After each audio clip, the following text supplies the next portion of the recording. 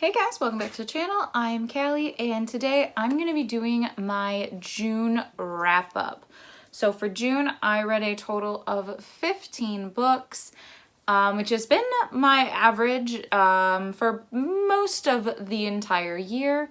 So without further ado, the first book that I read was This Time Next Year by Sofie Cousens. This is one of my book of the months from a while ago. And this story followed a girl who's kind of down on her luck, and she meets this guy, and throughout the entire story you're kind of given flashbacks about how these two have almost met or have met throughout their entire lives. And I really enjoyed the concept. It was a bit slow for a romance for me. For a romance, they got together a bit later than I anticipated for the style of book. I liked the little callbacks. I thought they were fun. I liked how we occasionally switched between the guy and the girl's perspective. But I think my favorite part about this book, please ignore the movements of Raasch. He has found a bone and is very interested in it. And I just can't seem, I won't take it away from him. So that'll be happening in the background. But I really loved how the families were portrayed in this book. They were very well showcased and also really relatable and realistic, in my opinion. So I really enjoyed it. I ended up giving this 3 stars. Up next, I finally finished the Snow Like Ashes trilogy by reading Frost Like Night by Sara Raasch. This is the 3rd and final book in this trilogy, which is following a girl, Mira, trying to take back her kingdom of winter after spring took it over and basically decimated her people. I am usually a big finale person. I love the finale of stories. Kingdom of Ash, Deathly Hallows, those are some of my favorite books in their entire series because I love a big explosive finale. However, this one felt super rushed, and it's not a short book, but it felt really rushed, and the ending felt so forced. I don't feel like things got resolved in the way I feel like the characters would have resolved them. I will say there was a lot more puzzles within this, which were really intriguing to follow, and I very much enjoyed following out that aspect. But overall, for a finale, I was a little disappointed. For me, the best book in this series was book number 1. The rest of them just kind of teetered off, in my opinion. Unfortunately, I ended up giving this one 3 out of 5 stars. I finished another series, which was The Black Key, which is the final book in the Jewel or Lone City trilogy. This was a very weird and dark dystopian concept where girls are taken to become surrogates for the rich.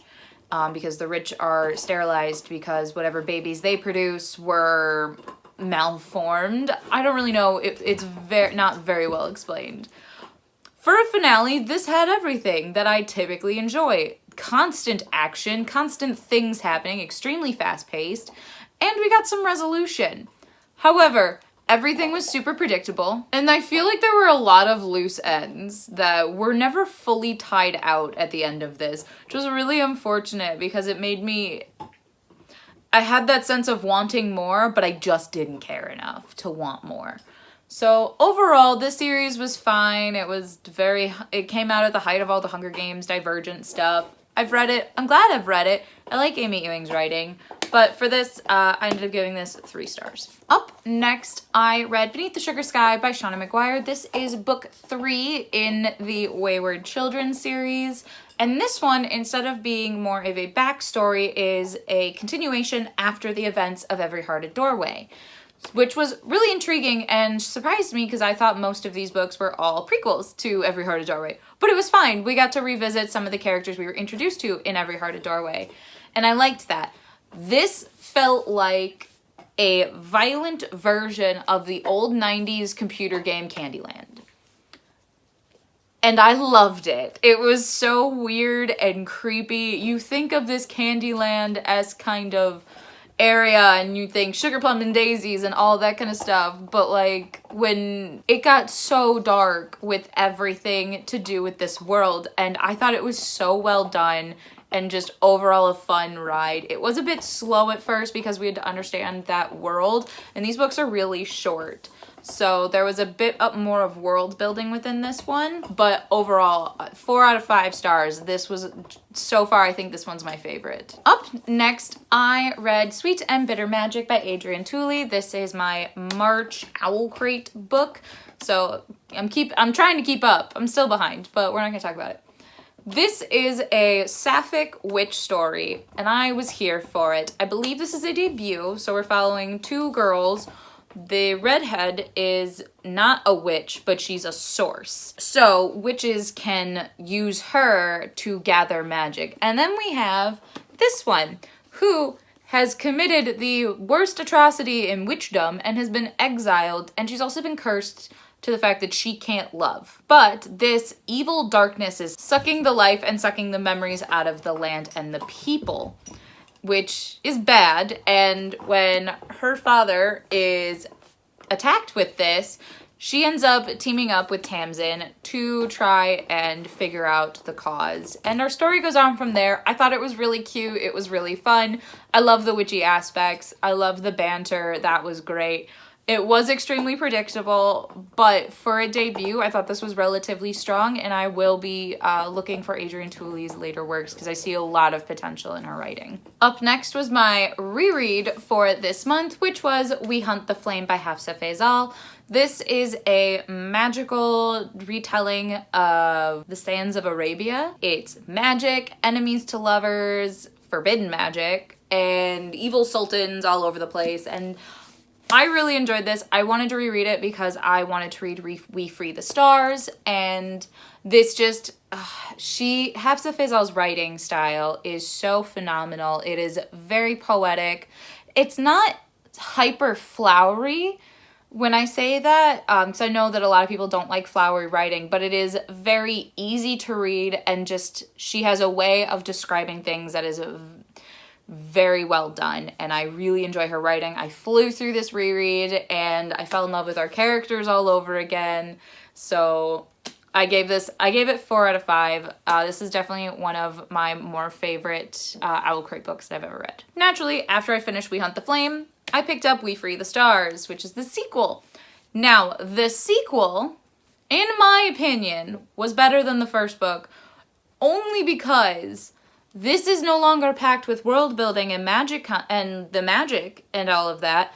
This is just Nasir and Nazira banter.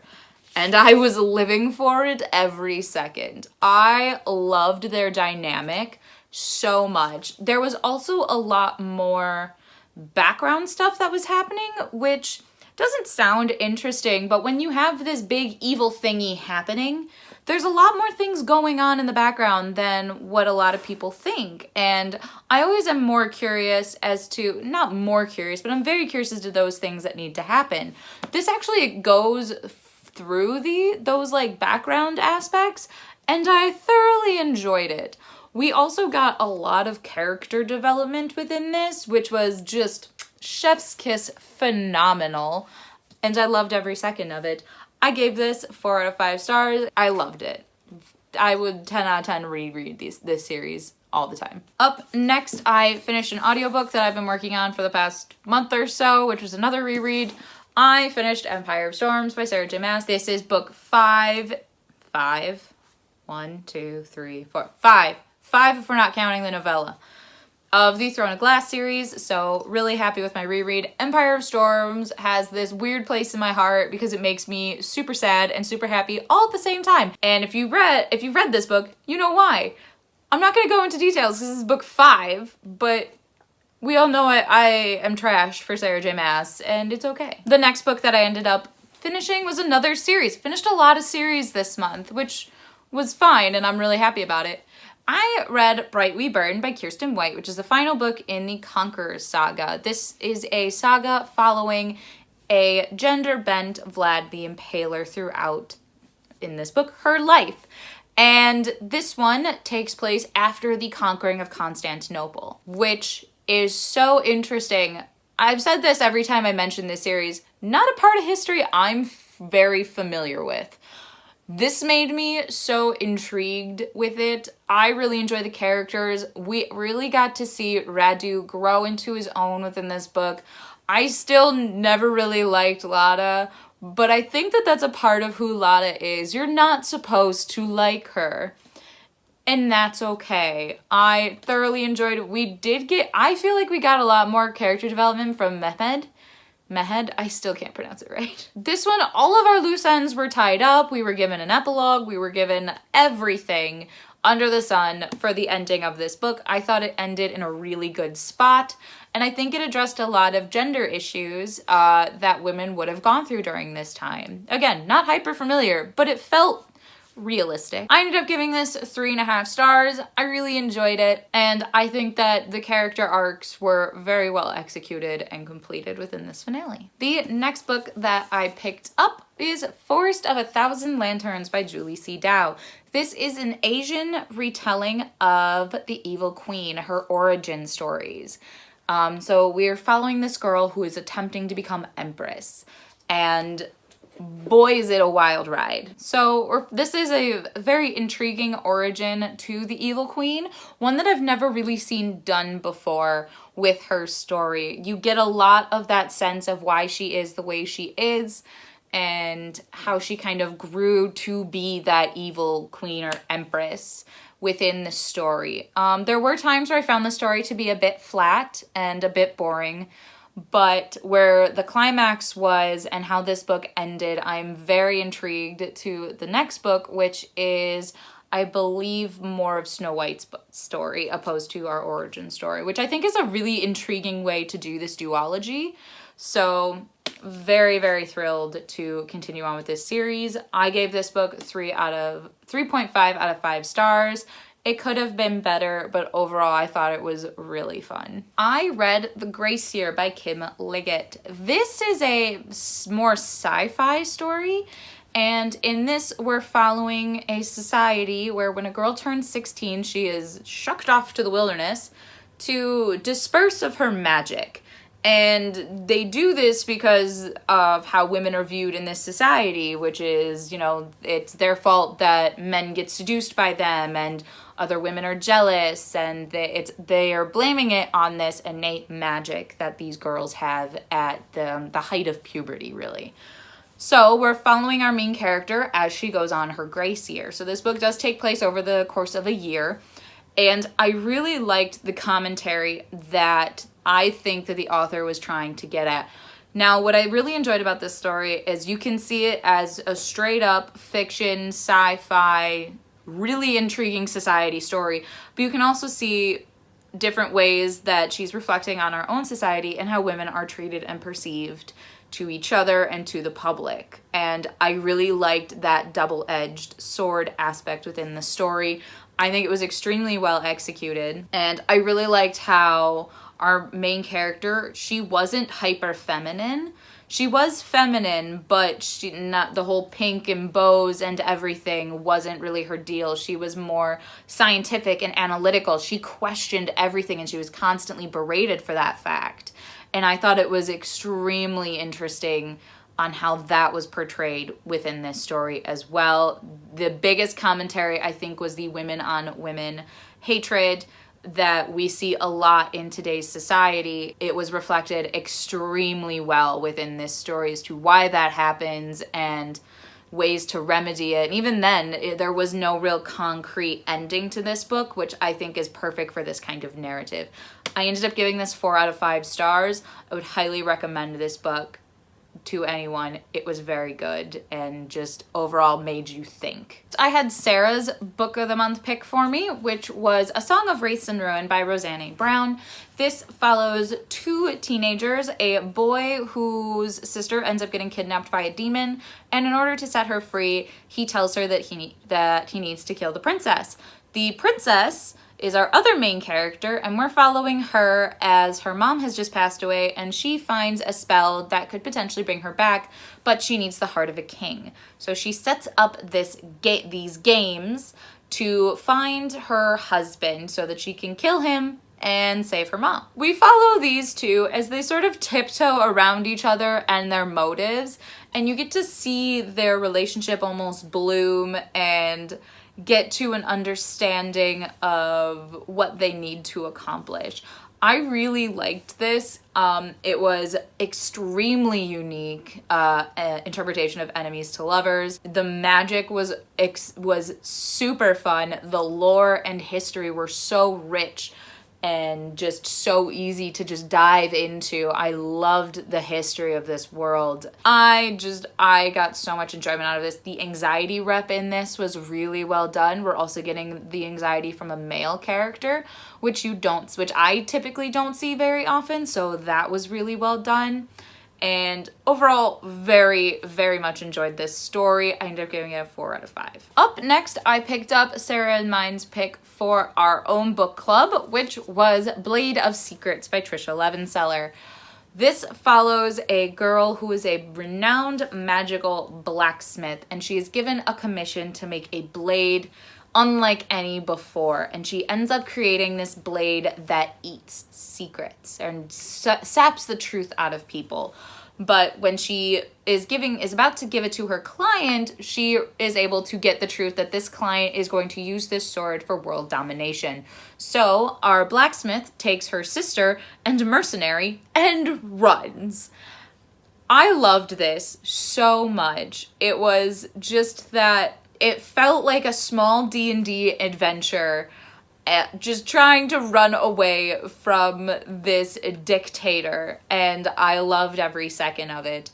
I did get very annoyed with the main character at times because our main character has a very, very high social anxiety. But the thing is I personally don't have social anxiety. I very much related to the sister, who is more like me and doesn't have the social anxiety issues. So I found it to be extremely realistic. The anxiety in this was extremely well done. I loved all of our characters. They were really dynamic and diverse and just overall very fun to follow in this relatively short book, and I am dying for book 2 because that cliffhanger I wasn't ready for, and I need some answers like tomorrow. So I gave this 5 out of 5. I very much enjoyed this. I love Tricia Levenseller, and this just made my love for her work go up even more. Up next, I picked up A Touch of Malice by Scarlett St. Clair. This is the 3rd book in the Hades and Persephone romance series that I've been reading. This one just came out. There will only be 1 book left in this series, and then I think there's 2 books left in the Hades perspective of this story. This one I think is my favorite of all 4 of the books that are out, because Persephone is no longer whiny. That was great, and I really liked how the author presented a lot of trauma. Persephone and Hades both went through a lot in the last book, and we get to see the aftermath of that in here. We're watching them kind of grow as people and as a couple, which was really realistic and relatable.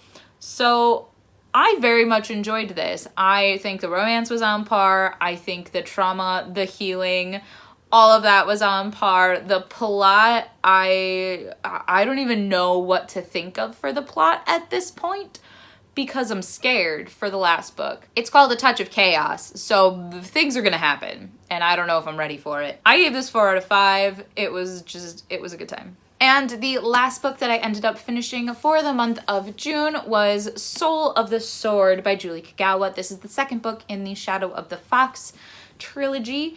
And The Shadow of the Fox, we are following a half-kitsune girl her monastery is attacked, and the monks give her this dragon scroll, which can, every 1,000 years, if you have all the pieces of the scroll, you can call upon the great dragon and make a wish. It's never gone well in the past, probably won't go well in the future, so they spread out the scroll, and she's given the piece to deliver to a different monastery. So that is where our first book jumps off of. This second book, however, I loved book 1. It was very Avatar The Last Airbender, mixed with some anime. We had cute little side quests. We had really fun, quirky characters. This one, I feel like we were just traveling and talking. We weren't doing anything until the climax, which was really unfortunate because I was really hoping for some more side quests. and more just kind of fun things happening. I understand that like bad things are happening and that's a whole shtick, but it didn't have the same magic as book 1 did, unfortunately. So I ended up giving this 3.5 stars. I am super intrigued as to where the last book's gonna go, so I will be reading that later this month. Overall, I was slightly disappointed by this book, unfortunately, though. And those are all the books that I ended up reading in the month of June. Let me know down below what your favorite book for the month of June was and what you're most excited to read this month is. But that is gonna be it for today's video. Please like, comment, and subscribe to our channel. We post videos every Tuesday, Thursday, and the occasional Sunday, and I will see you guys in our next video. Bye!